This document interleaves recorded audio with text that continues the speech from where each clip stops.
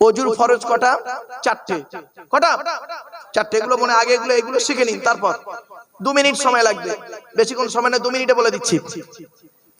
অজু করতে হবে কোরআনে কোথায় লেখা আছে? 6 নম্বর পারা 7 নম্বর পৃষ্ঠার প্রথম নম্বর লাইন, সূরার নাম সূরা মাইদা। আল্লাহ বলছেন ইয়া আইয়ুহাল্লাযীনা আমানু ইযা কুমতুম ইলাস সালাতি ফাগসিলু বুজুহাকুম ওয়া আইদিয়াকুম ইলাল মারাফিকি ওয়ামসাহু বিরুসিকুম ওয়া আরজুলাকুম ইলাল কাবাইন। ভালো করে শিখে নিন, বুঝে নিন, জেনে নিন, দেখে নিন ভালো করে।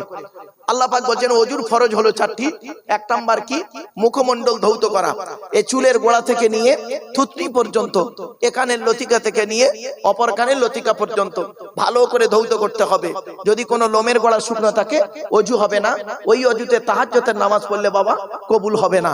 যাদের ঘন দাড়ি আছে অজুর সময় একটু খেলাল করে নেবেন, হাতে ধরে বলে গেলাম।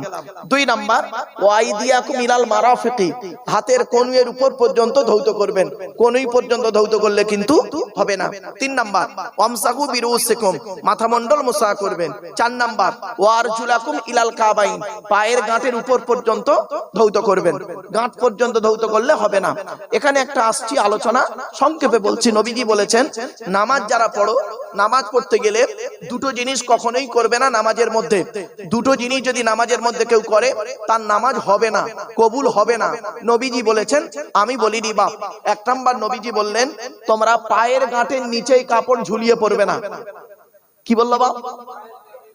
পায়ের গাঁটের নিচে কাপড় ঝুলিয়ে পড়বেন না নামাজের সময়। পায়ের গাঁটের নিচে কাপড় ঝুলিয়ে না পড়ে কাপড়টা একটু তুলে নেবেন। আর 2 নাম্বারটা খুব ইম্পর্টেন্ট, খুব ইম্পর্টেন্ট। কি? মুখ ঢেকে নামাজ পড়বে না। মুখ ঢেকে নামাজ পড়বে না।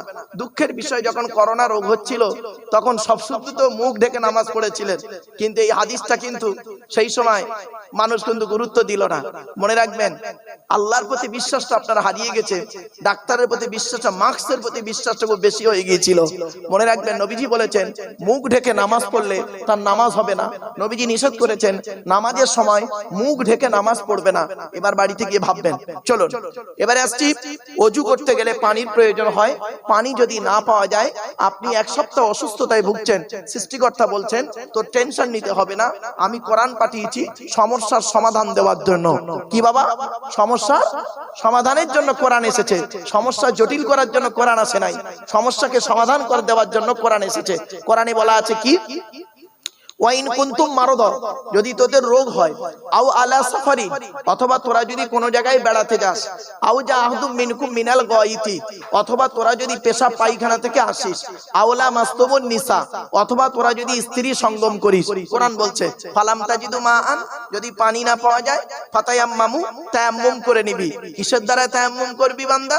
সাঈদান তাইয়িবান, পাক মাটি দ্বারা তায়াম্মুম করবি। কি সুন্দর কোরআন বলছে দেখুন, পাক মাটি দ্বারা তায়াম্মুম করবি। তায়াম্মুমের ফরজ কটা? 3টি। 1 নাম্বার কি? নিয়ত করা।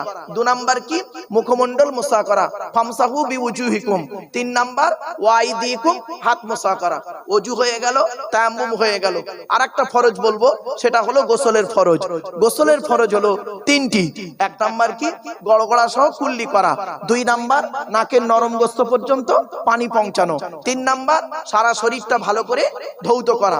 এখন একটি প্রশ্ন, তার উত্তর। কি প্রশ্ন, কি উত্তর? শুনে নিন।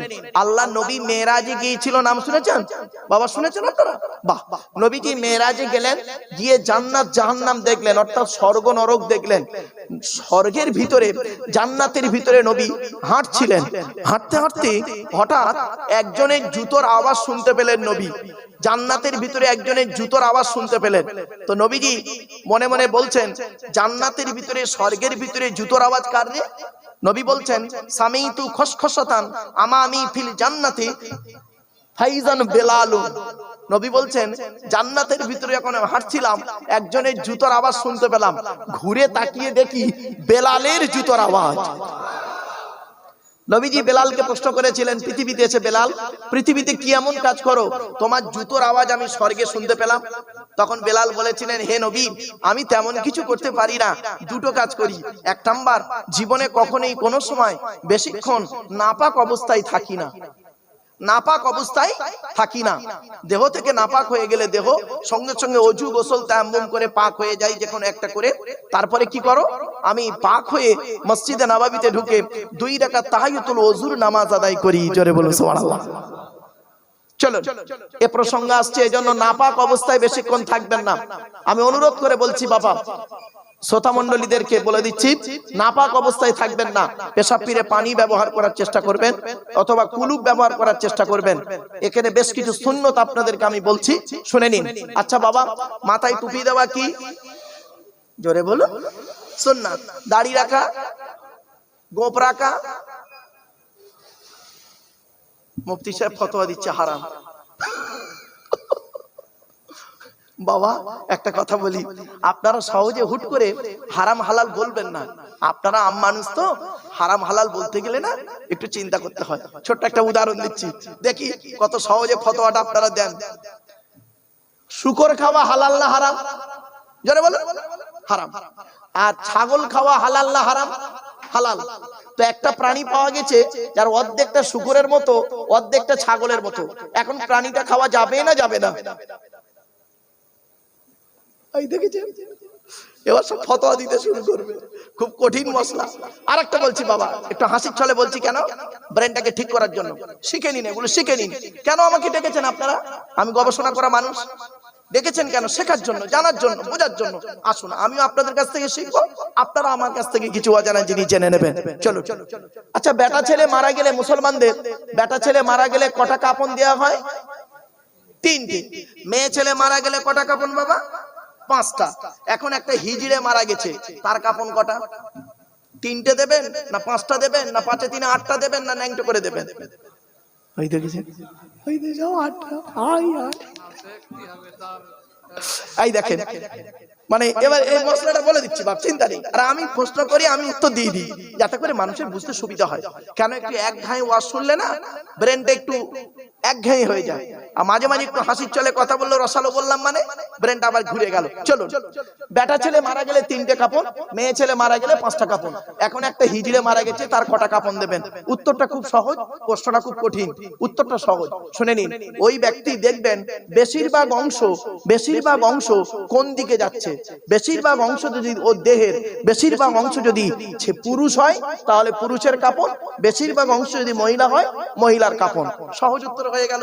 ঠিক আগের প্রশ্নটার উত্তর দিচ্ছি, যে শুকর খাওয়া হারাম, ছাগল খাওয়া হালাল। একটা প্রাণী পাওয়া গেছে অর্ধেকটা শুকরের মতো, অর্ধেকটা ছাগলের মতো। এখন খাওয়া যাবে না যাবে না? ওই প্রাণীটার স্বভাবের উপরে নির্ভর করবে হারাম আর হালাল। কিসের উপরে? স্বভাব। ওই প্রাণীটার স্বভাব যদি শুকরের মতো হয়, তাহলে খাওয়া হারাম। প্রাণীটার স্বভাব যদি ছাগলের মতো হয়, তাহলে খাওয়া হালাল। ক্লিয়ার হয়ে গেল? চলুন এবার এগিয়ে যাচ্ছি। বিশ্বনবী মুহাম্মদ সাল্লাল্লাহু আলাইহি ওয়াসাল্লামের উপরে কোরআন নাযিল হলো, আর সেই কোরআনকে পড়তে গিয়ে আমরা 5টা জিনিস বলবো বলেছি। 3টে বলেছি কি, ওযু, গোসল, তায়াম্মুম বলে দিয়েছি। আর 2টো বলবো। কোরআন পড়তে গেলে সর্বপ্রথম আউযু বিল্লাহ পড়তে হয়। কোরআনে আল্লাহ পাক বলেছেন, ইজা করাআতাল কুরআনা, যখন তুমি কোরআন পড়বে, ফাস্তাইজ বিল্লাহি মিনাশ শাইতানির রাজিম, সুতরাং শয়তান মারদুদ হইতে আল্লাহর কাছে পানাহ চেয়ে নাও। তাই আমার বাপেরা, একটু দয়া করে আউযু বিল্লাহ পড়া যাবে? হ্যাঁ, একটু পড়েন। আউযু বিল্লাহি মিনাশ শাইতানির